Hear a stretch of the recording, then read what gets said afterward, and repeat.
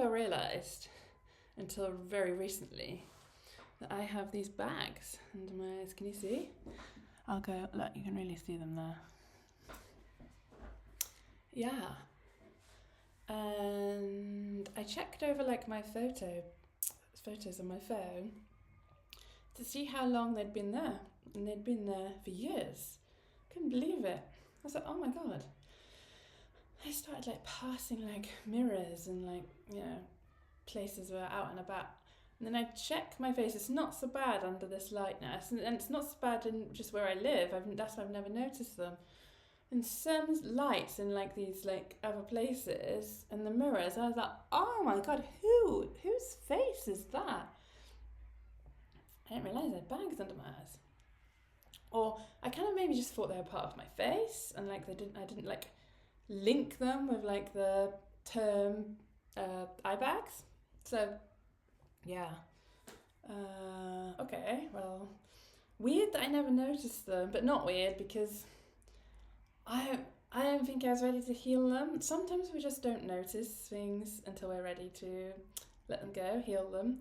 Because it's like, what's the point in me looking at them last year and then, I don't know, getting depressed because I've got like bags under my eyes with maybe no capacity, time or space or the capacity to really look into it, look into the root causes, why they're there.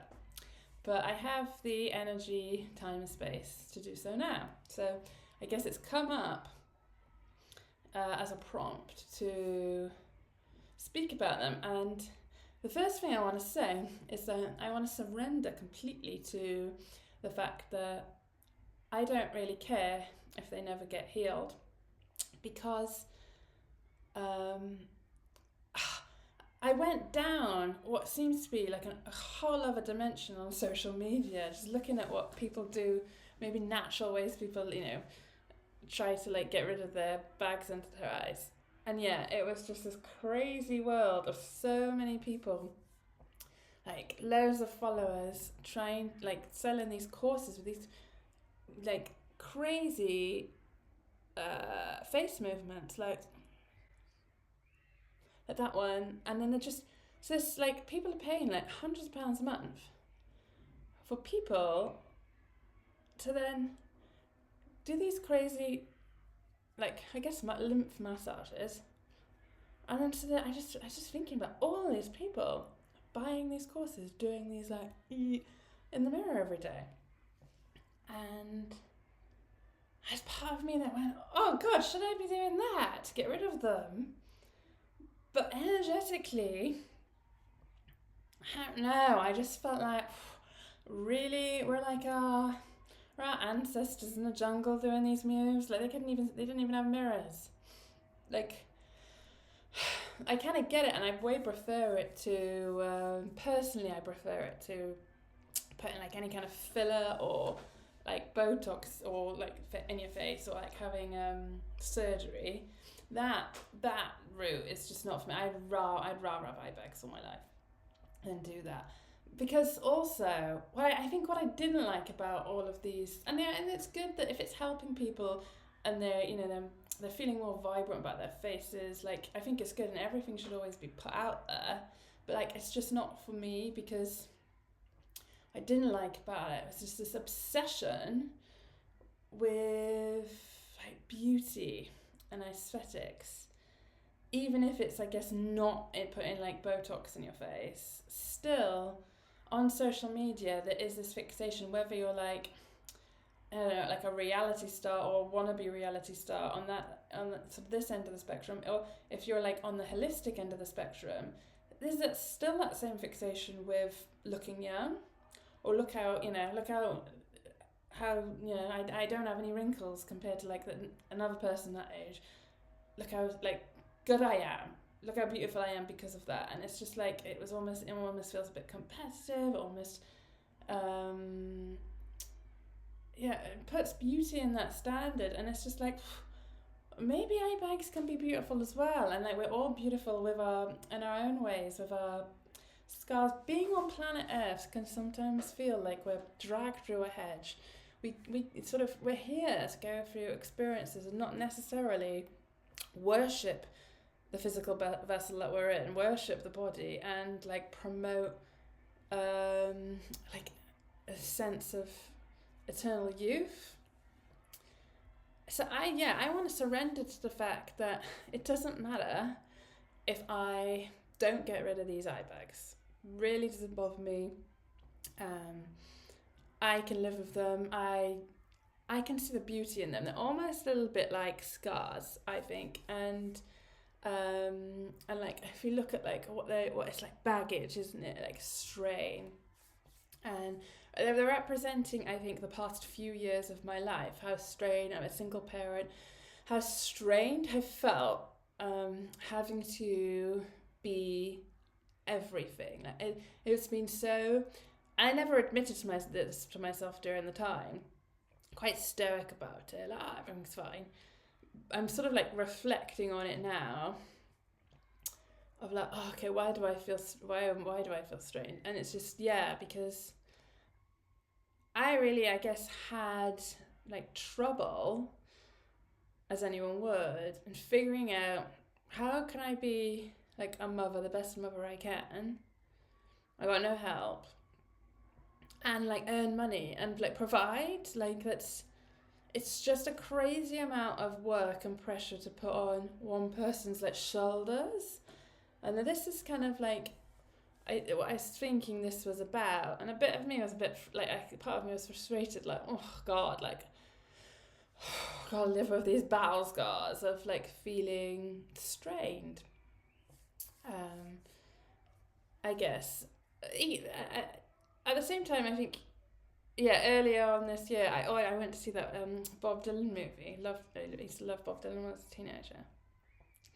And then in the movie, he had these, when he was young, like, and it was makeup in the movie, obviously, but purple eye bags. And I was like, oh, maybe they can be chic. Like, it's like a mark of an artist, struggling with the pains of the world. And like maybe we can just see beauty in our flaws more than like try and be so flawless all the time.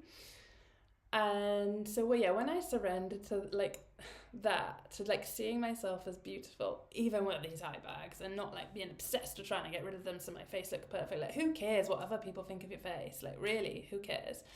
It's it's your energy that matters. So I kind of want to say that about this video. It's not like at all about like, oh, I got rid of them by massaging my face like this every day. Like, that's just not like my bag. So, but I'm going to completely surrendering to the fact that maybe these are my battle scars, and but maybe not. Maybe also I'm ready to let them go because I don't feel as I guess like struggling is the word. I don't feel like I'm sort of like trying to keep my head above water as much as I used to. My son has grown up a little bit more, slightly more independent, have more help. Sort of started businesses, which have grown. So it's not like I'm like feeling like I'm at the bottom of the ocean. I was like trying to get up. I feel more afloat. So it's only after we come, afterwards when we come out of being in that survival zone, I can liken how I felt to like being like a tigress with a small cub, for instance. Like she's never really like buoyant with energy. It's just her face is always like vigilant, survival mode. I gotta like go out and hunt. I gotta nourish my cubs. I gotta do everything all at once. And a tigress is a good one because she doesn't have, I guess, that huge pride like a lion does. But look how strong she is. And I'm so grateful for my experience because I feel like I'm very strong. I was strong before it, but I'm even stronger. I'm more resilient and self-sufficient through going through this process than ever before. That's what experiences do for us. So, I chose this, being a single parent, doing it the way I have, on every level. And it was just such a struggle for me because I wanted to be that mum who was also there, or not like put him into daycare when he was young. And I also had to like earn money, so it just felt so impossible. And I breastfed him for 3.5 years. You can't do that when you palm your kid off into nursery at 1 and then work from 9 till 6. It was like to navigate it was just straining. So, but yeah, I feel like more like I'm in sort of thriving mode now more than survival mode. And because of that, I think I'm ready to, yeah, maybe let go of them, maybe not, who cares? So, yeah, so that's the first sort of route I went down, was that crazy massage dimension.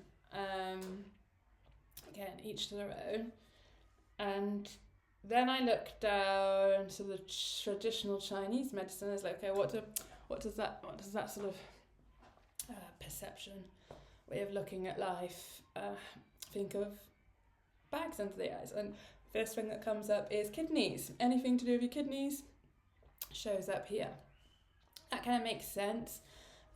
Kidneys are, on a physical level, got everything to do with kind of like filtering through toxins, getting them out, blood flow, lymph, all of that stuff.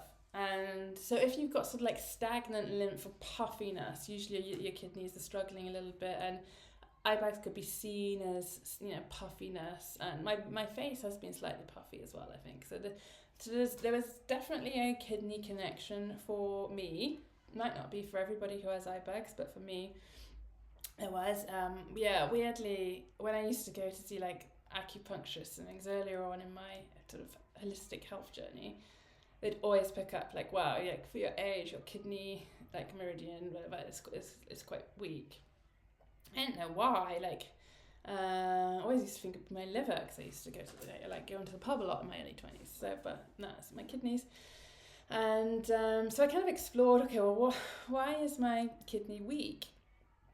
And it brought me back to like something, so I kind of then, did a little research, and then I only recently discovered also. I mean, how many things am I only just noticing on my body? But no, when I was pregnant, I noticed that I had a third nipple. So, which is weird. And I've obviously had that before I was even born. And then I kind of looked up the connection between, I don't know why, just intuitively I did it, between having a third nipple and maybe like a slight weakness in your kidney.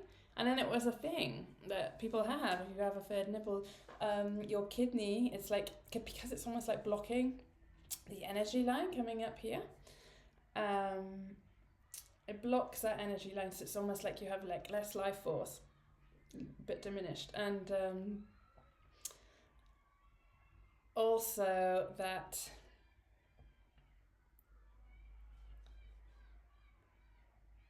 people with third nipples seem to have like a smaller kidney,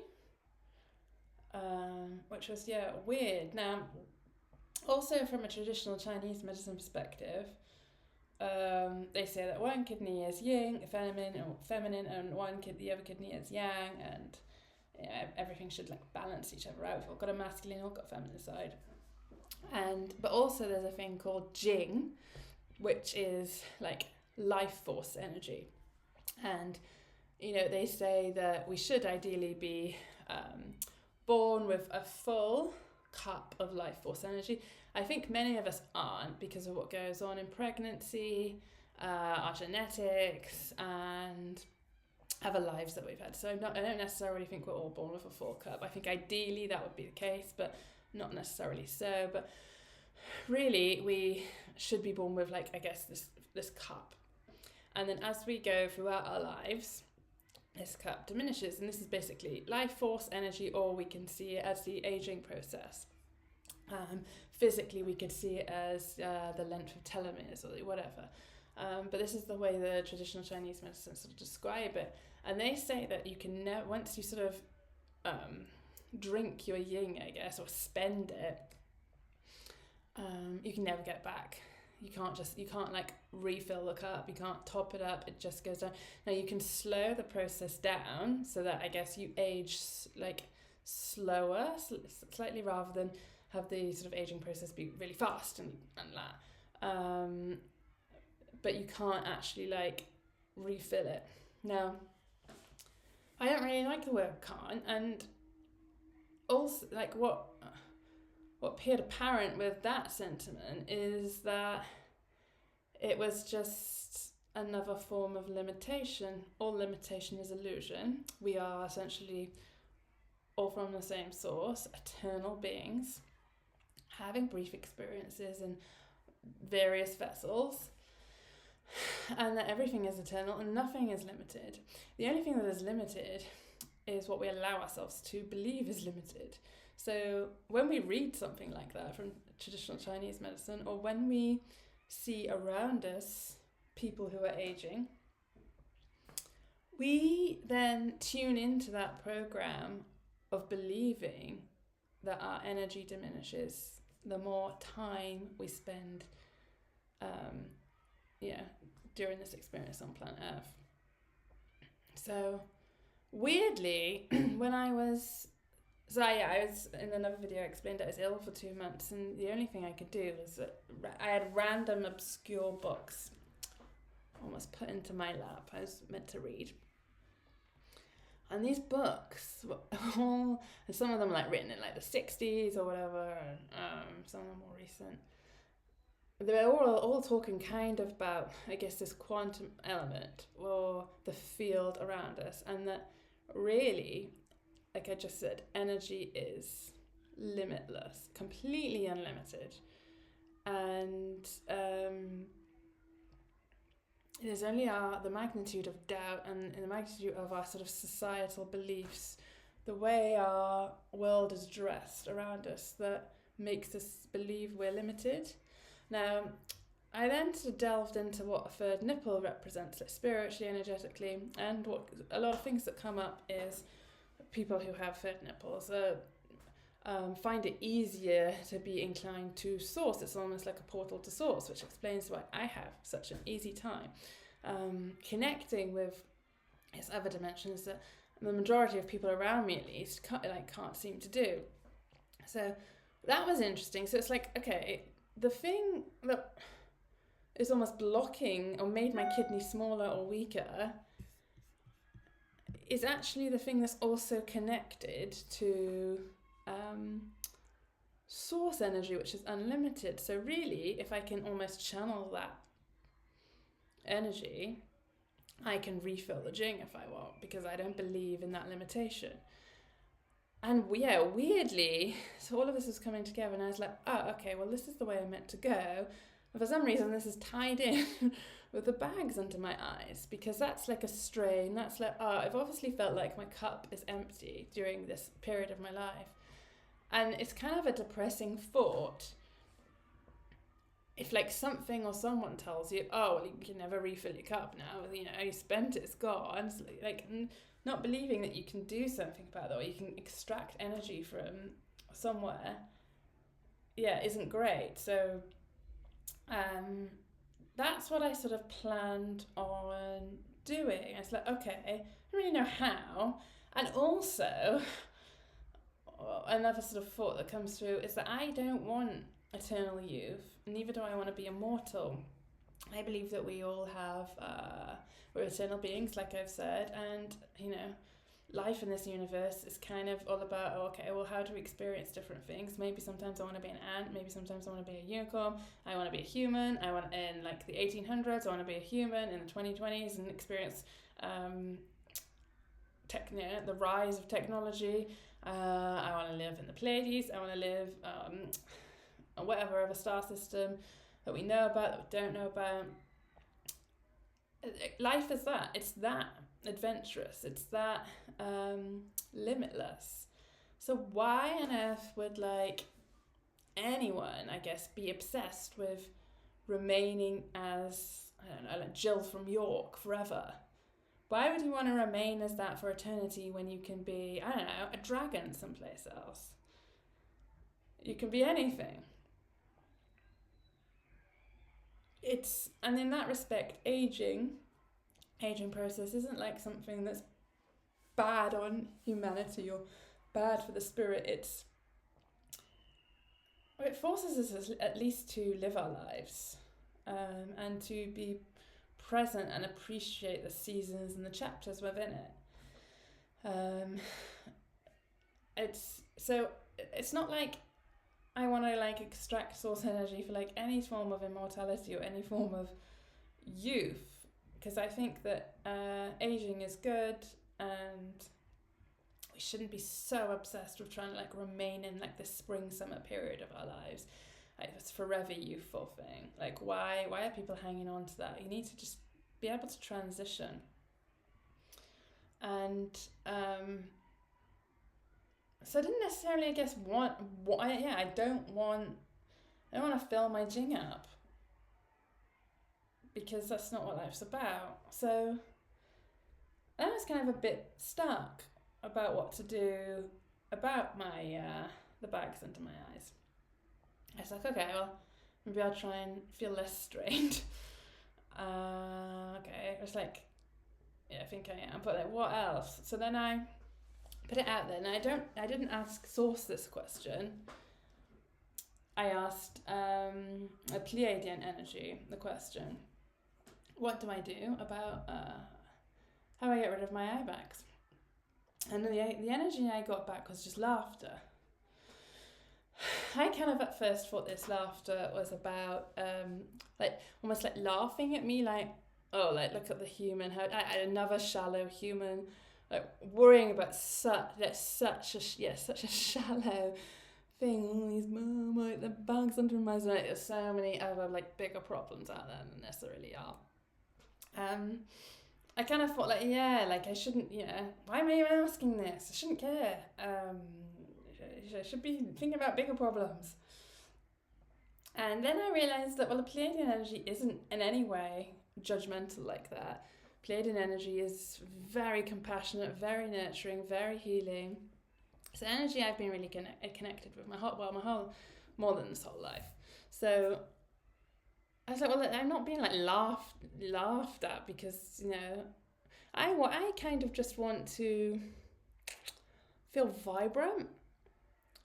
I want that reflected in my face. Don't really want to go around looking tired. That's what I want from it. That's why I want them to go. And so then, so obvious, it came to me, oh, it's not like laughing about how shallow I am about this. Laughing is the thing. This is what the energy is like. This is what the communication was. It's always so simple when you ask for advice from anything from over the fourth dimension. And fourth dimension's a bit tricky because full of interceptions, but anything in the fifth dimension and beyond, you're never going to get, if you want advice, you're never going to get like a bullet pointed list. You need to do this, you need to do this, you need to do these massages, you need to eat this egg for like 3 weeks, you need to drink loads of water. You're never going to get like this. It's a very human way, it's a very AI way, and it's a very lower fourth astral way of giving advice. Usually very complicated advice from those in the fifth dimension above is very, very simple. And it's almost something that humans can't even comprehend, because we live in like a labyrinth, like a maze of our own like created solutions to problems. That it's like so confusing. We almost expect that we have to have this very complicated answer to figuring out how to get rid of something like bags under your eyes. People think they have to go and have surgery. They're not searching for the root cause of it, or they need to figure out their lymphatic issues. But yeah, the higher dimensions don't really give a shit about any of that. The cure that they're prescribing for bags under my eyes, at least, was laughter, in the sense that I needed to laugh more. And it was like, wow, how blissful and high in energy does that feel as a prescription, rather than, I don't know, someone who's like, oh, I feel so old, and then gets like a surge into like cut out the fat, the stagnant lymph. That feels quite low vibration doing it that way. You never like figure out the root cause of why they're there. You just get rid of the problem, and well, why did that problem show up on your face? It's trying to tell you something. And so yeah, the Pleiadian message was laugh more.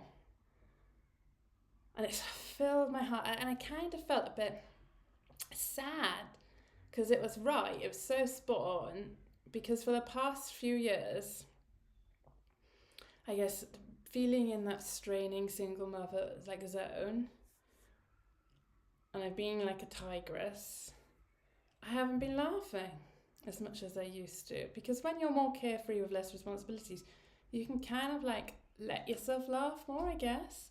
I used to laugh loads. I used to be, I used to be funny. I always, in the last couple of years, I've been saying like, where's my humor gone? Like, used to make people, like anyone, laugh.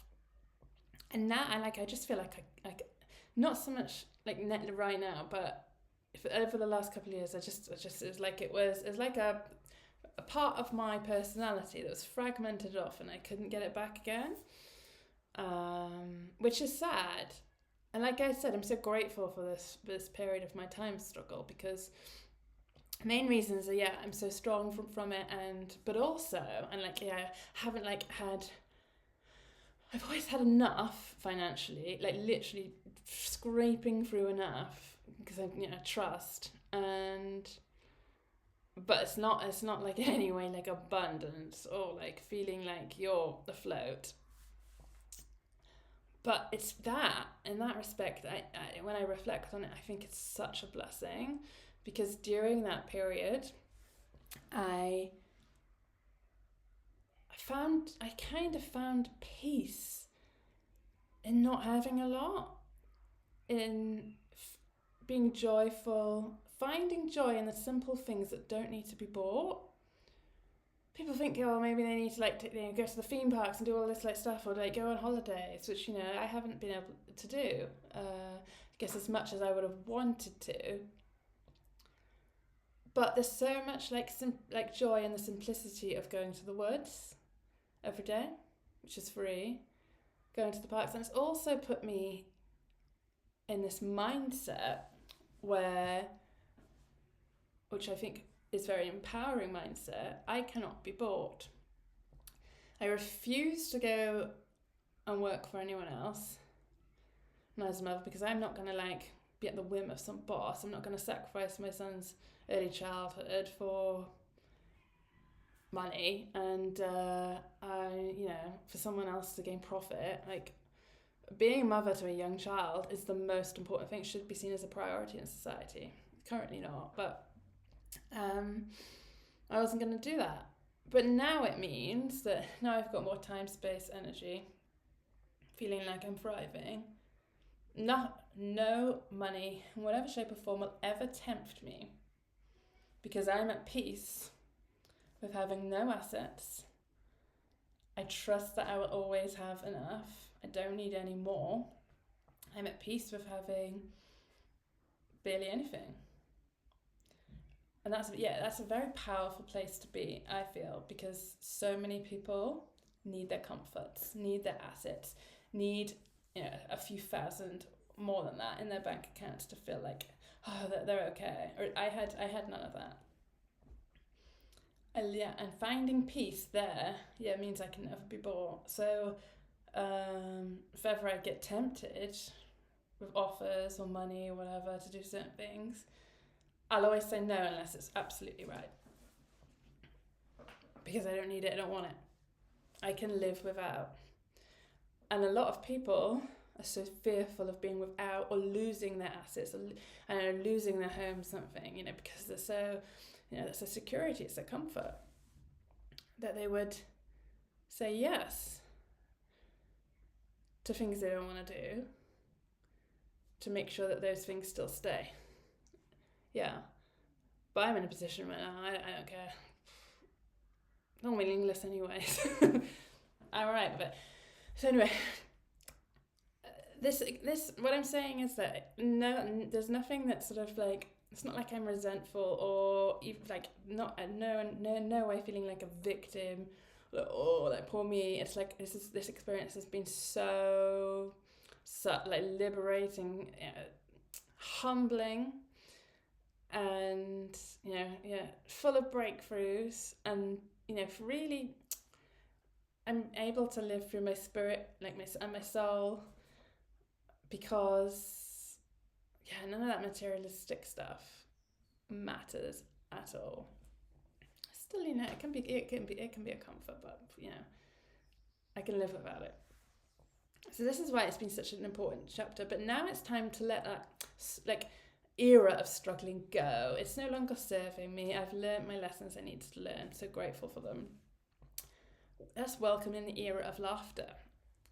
And what's really profound is that when I looked back at, okay, when did these sort of bags into my eyes come about? Look back through my photos. It was around the time I first got ill, before I had my child, about a year before. And then when you go into that phase of sickness, you see it with a lot of people, especially people who get like long-term sickness or really serious illnesses.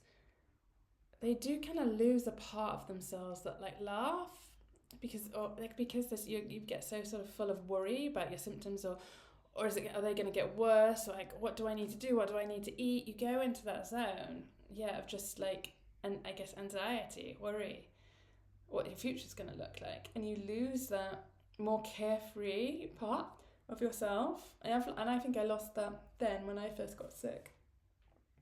That's when my eye bags came in, and it's when I stopped laughing. Now, when we look at the actual physical mechanism, the way it looks when we laugh, I'm gonna do a fake laugh now, like look at what's happening with my cheeks. The cheeks are being pushed up here. Now, every osteopath or face gym expert that I saw online, their major focus was on trying to engage these muscles here and encourage the lymph to move here. And look at what laughing does. It's doing the same mechanism. So, wow. Look at the Pleiadian perspective on how you heal this. Really, bags under your eyes the root cause of them are a lack of laughter in life.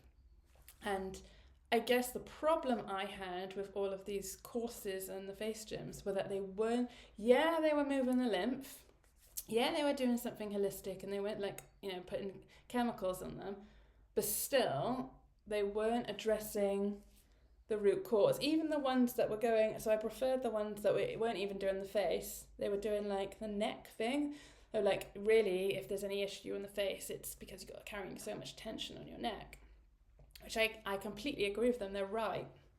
But it's like, okay, well, why has the neck got so much tension? Yeah, you can try and massage it out, but still that resistance is always going to be there unless you change your lifestyle, you change your attitude and your mindset to be one that doesn't feel so strained in the back. And this is what this, I guess, laughter prescription is all about. Go and laugh more. Just go and laugh more. Look at what it's going to do with your face and the mechanism of it, but also look at how healing laughter is, because you go into that more carefree part of the mind where you're not worrying, where you're not feeling strained, where everything kind of feels blissful and happy. So I'm going to make it, my mission to not going to do any of these face stuff, not even going to massage my neck. The only thing I'm going to do is welcome more laughter in my life. I'm going to change my reality to try and see the humour in every turn I go. Not in a contrived way, where I'm like desperate to tell a shit joke or something and no one's going to laugh. But I'm just going to set it as an intention that I want to laugh more. If it just so happens that the bags on my eyes fade away because I'm laughing more, well, that's great. If they don't and they stay there, then it's fine, because at least I'm laughing more, and that's always going to be beneficial and highly healing in itself. I think there's a lesson in seeing myself as beautiful, even though I've got bags under my eyes. I don't have to be a perfect vision of health. We all have our own stories, our own scars. It doesn't matter. Yeah, we don't have to look flawless, I think. And yeah, I think the beauty in other people, at least from what I see, is in how authentic they are, how original like they're being, and how like themselves they're being. And that's not necessarily the people who are obsessed with having flawless skin, who are obsessed with looking like everyone else is doing at this current moment, what the beauty trends are. It's, I guess, more the people who can just live in their skins and be happy with them, even though they're not perfect. It's amazing how quickly life shifts when our mindset changes. So on that video, I kind of got to the bottom of why I had bags under my eyes, and the root cause was that I wasn't laughing as much. I think I forgot to say in the last section of that video, I was sort of going around looking at other people, like who else has eye bags? Never even noticed eye bags before. I was like, who else has got them? And it was kind of hard to tell. Was it coffee drinkers? Maybe a lot of coffee drinkers had them, but not all coffee drinkers had eye bags. And was it like mums of young children? That was quite common, but not all mums with young children had bags under their eyes. Okay, so what's like the common denominator? And then after I realised this laughing connection, I then went out again and I was looking at people who's got eye bags, who's not got eye bags, and I kind of watched them for a while, and I was like, are they laughing? No. None of the people who had bags under their eyes were laughing a lot, like just general conversation. Were they like, laughing at a joke, making it? It was kind of that energy of feeling a bit like bogged down, a bit overwhelmed. There's nothing to laugh about. And when you're not in like that energy of like wanting to laugh, it doesn't find you as much. You always need to match the energy, the emotion that you're in. And if you're not in that humorous energy yourself, well, then even something funny might not even make you laugh. You need to be on its frequency. So, right after I did that video, straight after I watched it back, watching myself speak, like, oh God, am I saying too many likes or ums, like we all do, and like I just did, and so I was watching it. And then about, I don't know when it was, midway through, there's a knock on my door, an unexpected one. And so I paused the video, me speaking, went to answer the door, and it's kind of like a friend. And they came in completely unplanned. And I forgot that what was on my screen up on my laptop, what the frozen image wasn't just like me speaking like this, which would have been okay. I mean, a bit weird, like why have I got that on my screen? What was the weirdest thing of all was that I'd frozen the image on the very spot where I did like this with my face or whatever I was doing, this, and they were just staring. What the hell? Why am I looking at myself doing this on a laptop? In what reality does that make sense? Why would I be doing that? And then I'm sitting in the laptop looking at that. So weird, but it was so funny. So funny. Like, you can't, it's just like, I guess that's what humor is. It's kind of like the unexpected coming in, isn't it? Just something really weird, strange, and like, what the hell? And but like that, it was so funny. Like, I even laugh at it now, and me and that person couldn't stop laughing. Like, they didn't even get the whole story for ages because we couldn't stop laughing. I like, what weird scene that was. And so anyway, but so I was like, okay, I need to laugh more. How am I going to laugh more? And the universe literally knocked on my door and gave me this like huge, you know, like you get belly laughing, you can't stop. That gave me that just from what I created in the video talking, like speaking about laughter. Because, you know, at the very, very point, I could have frozen that video on any other point if they'd knocked 2 seconds earlier, 2 seconds after. I'd have frozen it on, let me doing maybe like looking like that, maybe looking like this, not the one looking like that weirdo. So it was like, yeah, it's too precise to be like coincidental, nothing's coincidence anyway. And it just gave me such a laugh. And not even that, well, yeah, like I said, when I think about it, I laugh now as well. So I made a card about it. Now the cards are a whole other story for another time, that one. This is how I see myself. A picture of me in an abstract way doing that thing with my hand. And then I've written, how can it be funny? And I place this now by my laptop as a reminder.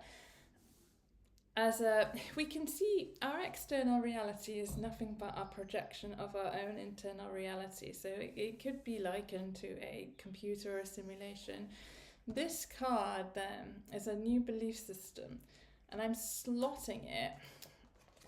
Me slotting it on my table right here is the same as someone slotting it in my brain.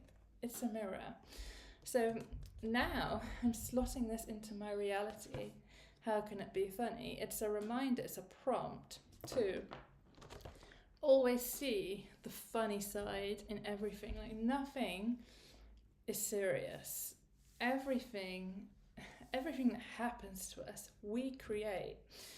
There are sort of many periods of bad times and suffering and tragedies that don't seem funny at all. Ultimately, we make them, and there's always a higher way of looking at them. Usually they promote tremendous amounts of transformation. So yeah, you can either look at life as a tragedy or comedy, can't you? You may as well look at it like a comedy because this is all a stage. So yeah, how can it be funny? I have this card now on my desk, and if anything kind of worries me, if I get anxious about something, if I'm like, oh God, sort of frustrated, you just look at that and I just think, wow, look how quickly I was just speaking in a video about eye bags that I was feeling maybe a little insecure about. And instead of being serious about it, let's just make a joke out of it, make a humor, because it doesn't matter. Eye bags don't matter. I don't think they're gone. I think I should be laughing more, honestly, look, they're still here. But the essential point, I think, is to not really worry about them. I don't want to do a video, it's like before and after, like, oh, look, this is how I got rid of my eye bags, and now I'm like more of a perfect veneer of myself. I don't know, I think imperfections are beautiful. Imperfections are art. Imperfections are humour. I don't know, I don't really buy into this world of, you know, I guess feeling more confident if you look more perfect. Where are scars? There's beauty in the scars.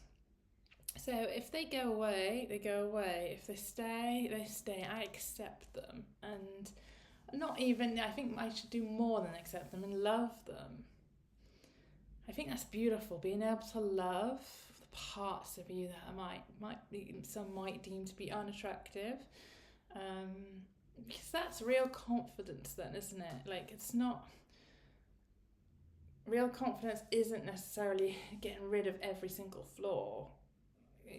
That's just creating a veneer, which, you know, bricks and mortar always fade by the elements anyway. So I think we just gotta love. Yeah, we gotta love who we are now. I think there is a physical edge to the eye bags. I do still think I've got slight lymph stagnation, slight weakness in the kidney, but I think that laughter will solve both of those things, and I still need to laugh more.